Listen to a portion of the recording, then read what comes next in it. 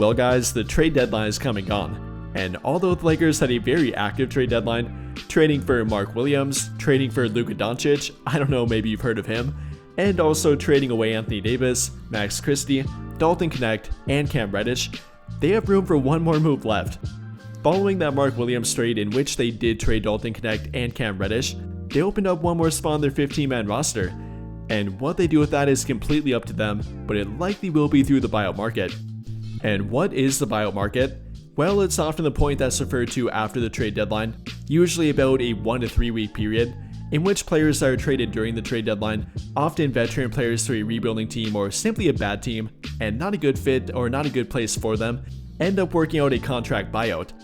And what I mean by that is the player agreeing to give back a set amount of money and the team accepting that amount of money to then allow the player to become a free agent, therefore allowing them to sign with any team they want to, or at least up until this season. With the new CBA, it's made the buyout market a lot more difficult for any first apron or second apron team, in which the Lakers happen to be a first apron team. They are no longer allowed to sign a player that previously made over $12.9 million. And that means guys like Ben Simmons, Malcolm Brogdon, Bruce Brown Jr., Yusuf Nurkic, and Bojan Bogdanovic. They would not be allowed to sign with the purple and gold even if they wanted to, and after they get bought out anyways. So with that in mind here, who can the Lakers sign off the buyout market? Who are they allowed to sign? Which player would be a good fit for them to sign? And what player might become available that would be worth them taking a look at? We'll talk about that, along with a few current free agents and simply a few guys on the open market, one of which happens to be a former Laker. And without further ado, let's dive right into it. And beginning with buyout market candidate number 1, or simply free agent number 1, we'll talk about Jaden Springer, a former Celtic and a guy that was having a pretty good season up until this point, albeit on defense, not really on offense. He currently is a free agent and would be available for them to sign. I've seen a lot of you mentioning him. I think many of you want him for a two-way contract rather than Jordan Goodwin, who they signed earlier today, but he would also be a possibility for their 15-man roster too.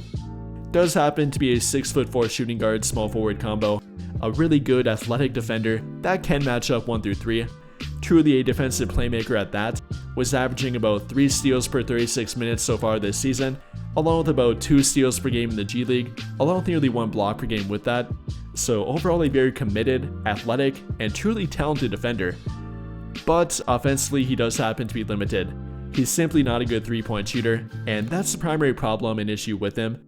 Only 25% so far in the NBA, 18 of 72 overall, so fairly limited attempts. He may or may not get better, but not very good up until this point. Like I mentioned though, there definitely is a lot to like here with him on defense. A very athletic and talented defender like I said, and he could be really fun to watch on their team, kind of like a guard version of Jared Vanderbilt. Maybe not the rebounding, but definitely the defense. Does have that kind of defensive potential and ability. Is very good at playing the passing lanes, good at one-on-one point of attack defense, can guard the wing as well. So he might be a good possibility for that if they're looking for more defense, or simply if a guy like Gabe Vincent would get hurt, they'd really be lacking point of attack and backcourt defense in general, so he might not be a bad option for that. But keep in mind, not a good 3-point shooter or offensive player in general yet. Moving on though, here we have a more veteran option, and that player happens to be Javonte Green, a 31-year-old shooting guard small forward combo and a very defensive minded wing. Currently averaging 5.9 points per game, 3.5 rebounds per game, 1.1 steals per game, which is very impressive in only about 22 minutes per game, then shooting 45% from the field and 37.1% from 3. Overall having a great season, and maybe the most impressive part about it is that he's stayed healthy while playing for a very cursed New Orleans Pelicans team. So that right there might be thing number 1 to like about him. But even apart from that, again, like I mentioned, a very good defender, a very committed defender, a very talented defender, can guard and match up 1 through 3, but then plays bigger than he actually is, that 6'4" frame, can defend bigger wing players, and all around can wreak havoc on defense too. In his NBA career, he spent about 29% of his time at shooting guard, 54% of his time at small forward, and then about 12% of his time at power forward too. Definitely showing off his versatility here, can match up 1 through 3 and sometimes 1 through 4, and often win that matchup too. Per defensive box plus minus rating, the guy has never had a negative defensive rating in any year of his NBA career so far. And we're talking about a 6-year ongoing career here. So from that standpoint, a lot to like about Javonte Green, and then even offensively, has been showing improvement. During the past 3 years now, Javonte Green has shot above 35% in all 3 years, and then combined with being a 39.4% career corner 3-point shooter, I'd say is a fairly reliable 3-point shooter, albeit a fairly low volume 3-point shooter, and a guy you definitely do want combined with his defense. The only problem is that he's not making much money, therefore limiting his buyout potential. Maybe the Pelicans will waive him, maybe he might be requested to be waived and join a different, better team, but apart from that, I wouldn't call him the most likely buyout candidate. But then for option number 3, we're going to talk about a guy that recently was a part of a big 4-team trade, part of the Jimmy Butler trade, ending up in Utah and thereafter getting waived, and the player I'm referring to here happens to be Josh Richardson. A very talented 3-and-D guard, but can he get back to being that? This season only played 8 games so far, last season got hurt and missed the end of the season with the Miami Heat, and now he might be on the decline, is 31 years old, and is a little bit of a question mark going forward, but he might be worth taking a risk on. After all, he is or was a proven 3-and-D option, having a 36.3% career 3-point shooting mark, with being regarded as an average to above average defender, even sometimes being a good to great defender, and therefore being a 3-and-D player. Can he get back to that? I'm not entirely sure, but it might be worth taking that risk. If he could even get back to being about a 35 to 38% 3-point shooter with average to good defense, I think that would be more than enough to take a risk on him. He would then become their backup shooting guard option, probably overtaking Shake Milton and playing about 10 to 15 minutes per game for their team, and well, that's more playing time than he's getting right now on no team, so he might be willing to take that kind of offer from them. They'd only offer him a minimum contract, of course, and they would be able to sign him. He made less than that $12.9 million threshold prior to getting waived, so he would be an option for their team. I wouldn't love it, I wouldn't hate it, it will be taking a slight risk, but then again, we're talking about a 9th, 10th, 11th man for their rotation, so he might be worth taking a chance on. After Richardson though, we got Chris Duarte, a guy that kind of peaked during his rookie year, averaging 13 points per game and showing some really good offensive and defensive potential, kind of 3-and-D potential, but thereafter has never been the same, primarily due to injury, and they have simply followed him ever since, but now he's kind of healthy again, was playing with Chicago prior to getting waived by their team, shooting 40% from beyond the arc, very limited playing time, but showing some of that previous ability on both defense and offense, and only 27 years old yet, so he might be worth taking a chance on. Again, does carry injury risk with him, and has never been a great defender or a great 3-point shooter, right around average to good in both areas at times, but never consistently that great, other than his rookie year again. Overall is a 34.9% career 3-point shooter, with about 37% on corner threes, again good but not great, more like average. Then defensively, had shown great moments, but overall kind of is an average defender, nothing great about it, and from that standpoint isn't a must-sign player, but would not be a bad option for their team. Kind of can fill a 3-and-D role, more so an inconsistent 3-and-D player that can sometimes be that for a team. But then for a non-shooting guard or small forward option, I'll throw a name out there like Larry Nance Jr.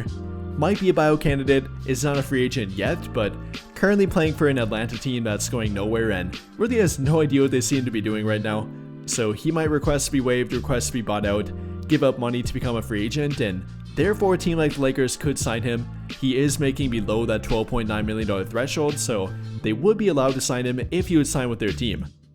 And while again he's not a shooting guard, not really a wing player, he would give them versatility at power forward and center, and honestly might become their best center option on defense. It would be a toss-up between him and Mark Williams, but Larry Nance Jr. being a more committed and experienced defender, especially for a small ball lineup, that would be a pretty good option for their team. If he would sign with them, they'd be getting a guy that's shooting about 45% on threes right now, playing good defense, averaging about 2 steals per 36 minutes, about a block and a half per game per 36 minutes, and overall a guy that's played plenty of meaningful minutes. I think it'd be a pretty good pickup for their team. Again, not exactly what they need at shooting guard or small forward, but definitely a guy you'd have to take a look at. But then for the final name I'll mention, gotta throw in one more former Laker, and that happens to be Lonnie Walker. Currently playing over in Europe, not a buyout candidate, but a current free agent nonetheless, and maybe a guy they should take a look at. A couple of years ago played with their team and played fairly well with their team at that, averaging 12 points per game, shooting 36.5% from 3 on a fairly high volume, playing some okay defense, and being an overall human highlight reel for their team when he gets to the rim. Definitely could be a fun addition to their team and maybe a pretty good shooting guard option, definitely will give their team a spark off the bench, some ball handling ability, some playmaking ability, not a defensive liability despite not being a great defender. But if you're talking about defense, then no, he definitely wouldn't be the best option. And then along with it, currently is struggling a bit over in Europe, averaging 14 points per game, and that's pretty good, only about 22 minutes per game, but on some fairly underwhelming shooting, only about 39% from the field and 33% from 3. Not good, but if you point to what he's done lately in the NBA, last season averaging about 10 points per game on 38.4% 3-point shooting, this season before that one with the Lakers, averaging 12 points per game on 36.5% 3-point shooting, I don't think it's really anything to worry about, and he probably would fit fairly well with their team. Has played with LeBron, has played with a few of their current teammates, like Austin Reeves, and I think he'd be a pretty good option for them. Again, maybe not the best defensive option, but a pretty good offensive one, and a guy that has played with their team before. And with that being said, what do you guys think? Of the currently available free agents or potential buyout candidates, who would you like the Lakers to go after and maybe sign right now if they can? Let me know your thoughts in the comments down below. But I think that'll pretty much do it for this one.